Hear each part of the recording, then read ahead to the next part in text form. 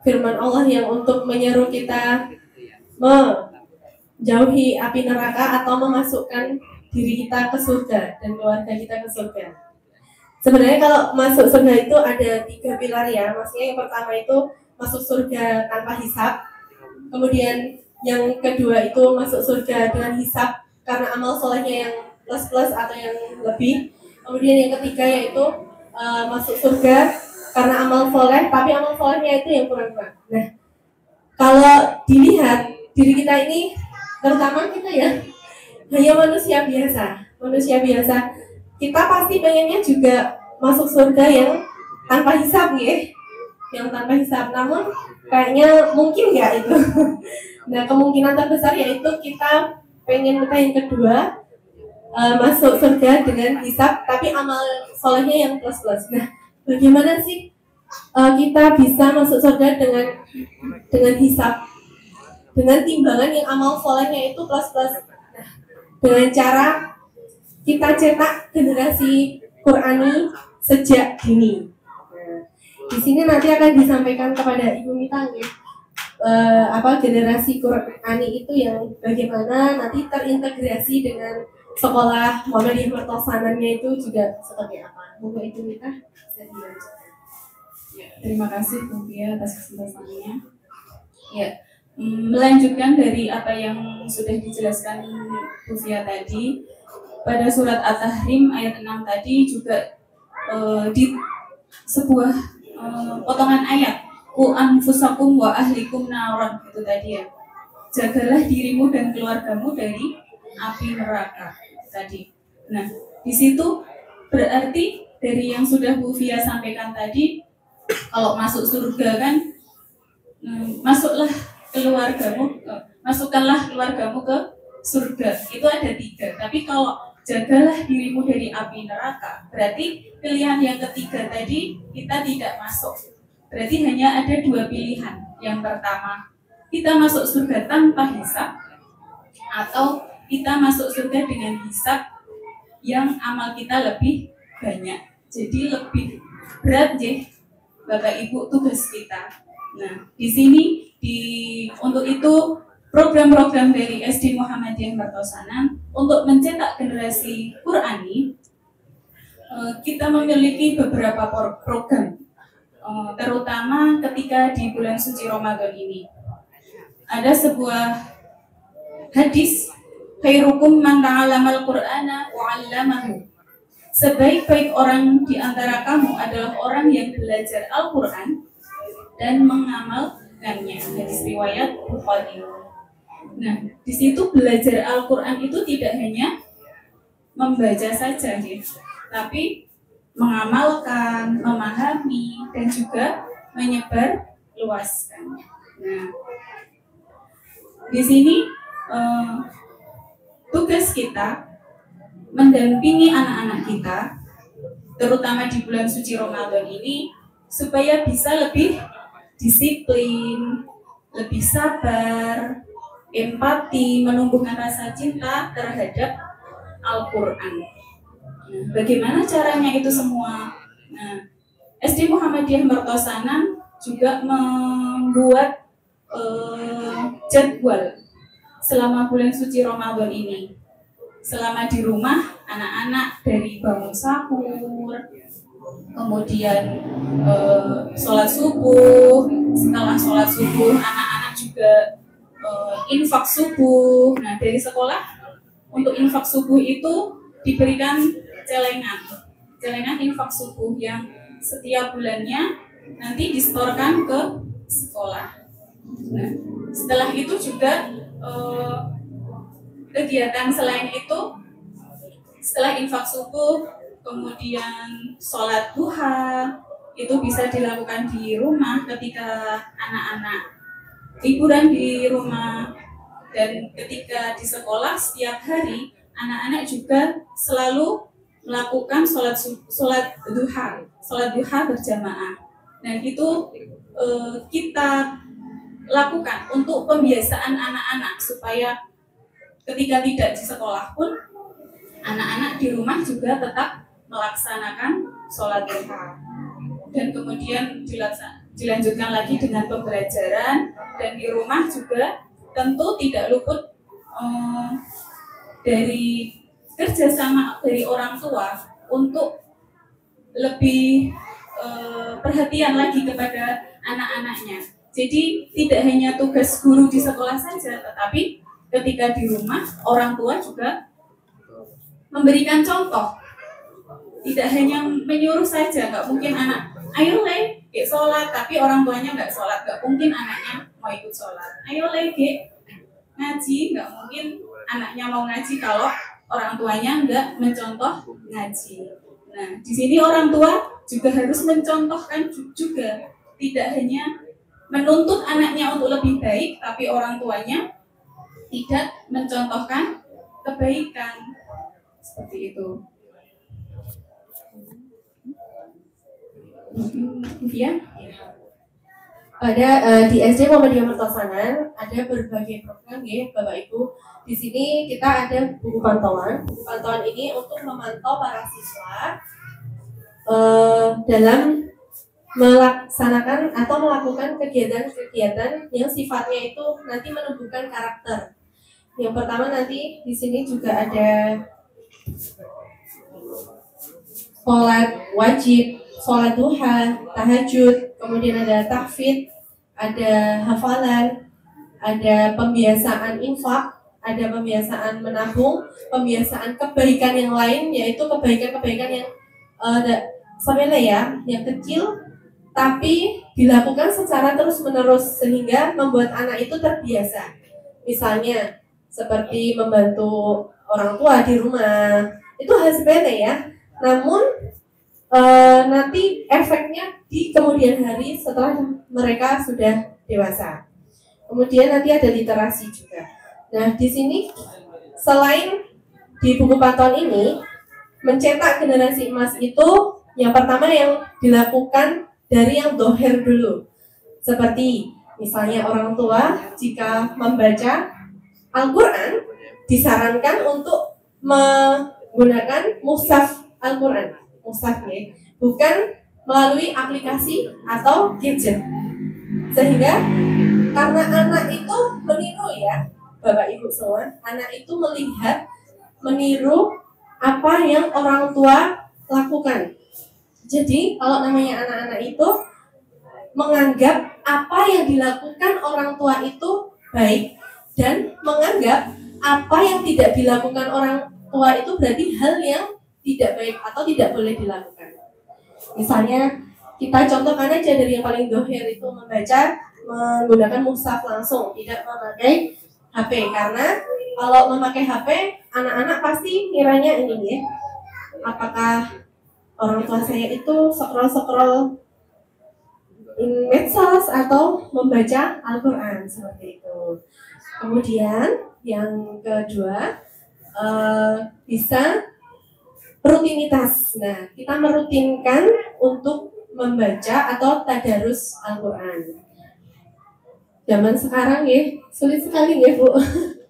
Kalau mau merutinkan ini ya, merutinkan membaca, nanti banyak kegiatan lah atau sudah capek kerja ya, mungkin kalau orang tua itu kalau pulang capek kerja tidak meluangkan waktu. Nah, itu sebisa mungkin rutinitas atau merutinkan untuk tadarus Al-Quran. Kalau bisa nanti sama anak-anaknya gitu didampingi.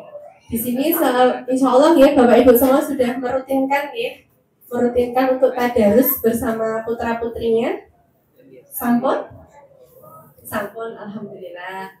Nah, kemudian selanjutnya bisa juga dengan latihan atau tafsir. Nah, tafsir Al-Quran. Biasanya kalau tafsir itu membutuhkan ustadzah atau ustadz yang lebih ini ya ilmunya, nanti mengikuti kajian-kajian seperti itu. Jadi kita tidak hanya membaca tapi juga mengetahui tafsir atau isi dari isi Al-Quran tersebut. Jadi kita bisa mengimani, misalnya kita tahu tafsir dari surat Al-Asr itu demi masa. Nah, kita jadi tahu ternyata kita di dunia ini tuh nggak selamanya gitu demi masa nih.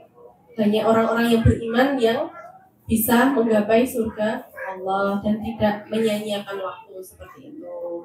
Dan lagi Bu Mita atau Ya. Mohon maaf Ustazah karena waktunya terbatas ya. Ini pastinya banyak lah ya ganjalan dari para jamaah gitu. Sebenarnya kita harus bagaimana sih realnya gitu ya. Tadi sudah disampaikan panjang lebar. Mungkin ada nih pertanyaan dari jamaah, mungkin ada yang mengganjal ini, silakan monggo disampaikan kepada narasumber ya, karena ini waktunya tinggal 5 menit lagi.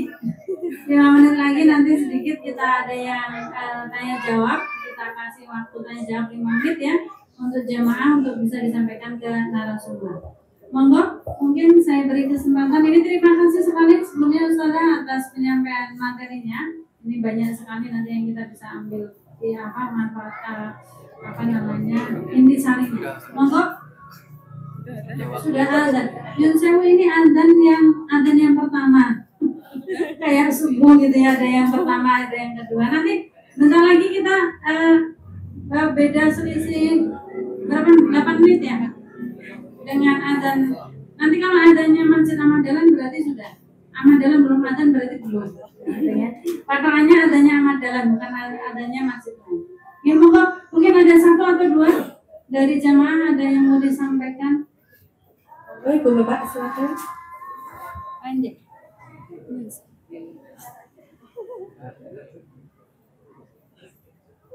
Assalamualaikum warahmatullahi wabarakatuh. Waalaikumsalam. Mohon maaf mau bertanya Ustazah, bagaimana cara memanajemen waktu untuk membaca tadarus Al-Quran biar khatam dalam waktu bulan Ramadan ini? Mungkin itu aja dari pertanyaan saya. Assalamualaikum warahmatullahi wabarakatuh. Waalaikumsalam warahmatullahi wabarakatuh. Langsung dijawab aja ya.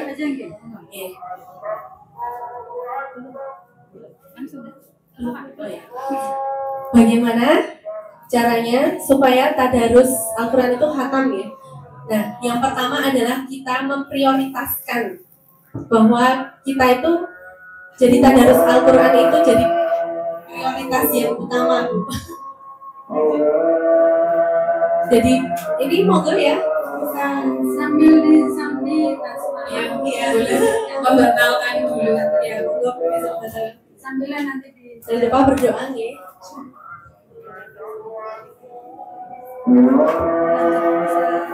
Aku baca dulu ya Bu ya.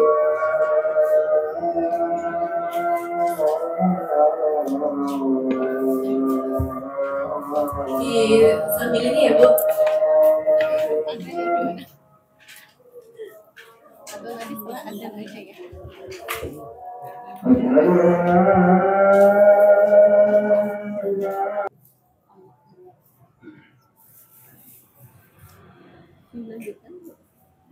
Tidak mengurangi rasa nikmatnya para jamaah untuk menikmati hidangan dari Masjid Ahmad Dahlan. Monggo dilanjutkan untuk jawabannya, bagaimana tipsnya tadi ya, tipsnya untuk akhirnya bisa khatam 1 bulan gitu sambil mendengarkan sambil menikmati hidangan. Ya, yang pertama yaitu jadikan Al-Quran itu prioritas kita, sehingga hal-hal lain atau kegiatan-kegiatan lain itu bisa terkalahkan Bu. Misalnya seperti ada acara dengan bukber dengan wali-wali lain kayak gitu. Bukber pasti banyak ya. Nah itu kalau Al-Quran sudah menjadi prioritas itu pasti kita usahakan Bu. Ya, nanti bisa pada waktu setelah subuh misalnya 1 hari itu bisa 1 juz atau bahkan lebih. Setelah subuh itu 2 lembar, setelah zuhur 3 lembar gitu, atau mau setelah subuh langsung dikhatamkan 1 juz gitu. Kemudian yang kedua, kita bisa membuat polling Bu biar semangat gitu. Jadi misalnya kita punya kumpulan liqo dengan teman-teman, itu kita buat polling per harinya. Kalau perempuan kan ini ya Bu, halangannya itu karena ada haid kan, karena haid saya kemarin juga sempat seperti itu, terus ngejar Bu. Jadi karena udah di dalam sini itu udah ditanamkan bahwa Al-Quran adalah prioritas, maka saya kejar gitu, dikejar. Misalnya telat udah 3-4 hari itu udah sedang berhalangan, maka di hari berikutnya itu dikejar supaya tidak terlalu banyak kekosongannya gitu. Seperti itu. Ya. Ada lagi? Mungkin seperti itu karena waktunya yang memang mepet ya. Alhamdulillah tadi sudah ada tipsnya bagaimana kita bisa menuntaskan Al-Quran, satu Al-Quran 30 juz itu dalam 1 bulan ini. Insya Allah semuanya nanti kita bisa mengejar ya. Asal tadi tipsnya adalah memprioritaskan Al-Quran gitu, di dalam hati kita dulu itu. Setelah itu nanti kita akan cari trik-triknya seperti apa. Terima kasih pada narasumber yang sudah menyampaikan banyak hal yang mungkin terbatas waktunya, mohon maaf gitu ya. Yang jelas dari tadi penyampaiannya dari para narasumber, intinya bahwa peran orang tua ternyata ya yang paling penting. Jadi orang tua juga sebagai model. Ketika orang tua memberikan contoh, insya Allah nanti anak-anaknya langsung mengikuti. Dan juga ternyata mencetak generasi di sini adalah kepenerapan, lebih ke penerapan apa yang ada di dalam Al-Quran, tidak hanya sekedar anak membaca Al-Quran gitu ya, menyelesaikan sampai 30 juz, tapi lebih kepada penerapan. Penerapannya bagaimana, apa inti dari Al-Quran yang ada di dalam Al-Quran, apa ajaran-ajarannya itu kita terapkan di dalam kehidupan kita sehari-hari gitu ya, Ustazah ya kira-kira. Nah, ini gayung bersambut sepertinya dengan program-program yang diadakan oleh Masjid Ahmad Dahlan. Nanti di luar Ramadan, Masjid Ahmad Dahlan setiap malam Sabtu itu ada kajian rutin. Monggo nanti para jamaah. Jadi tidak hanya Masjid Ahmad Dahlan tidak hanya di waktu Ramadan saja ada kajian-kajian seperti ini, tapi di luar bulan Ramadan insya Allah ada, yaitu di malam Sabtu itu rutin ya. Nanti ada tema-tema tertentu, di situ kita bisa belajar inti dari Al-Quran itu, nanti kita kupas di sana ya, tema-temanya ada ya, banyak tentang tafsir, tentang fikih dan sebagainya ya. Intinya apa yang harus kita ajarkan kepada anak-anak, tapi melihat dari apa yang sudah diajarkan oleh Rasulullah pastinya kan seperti itu.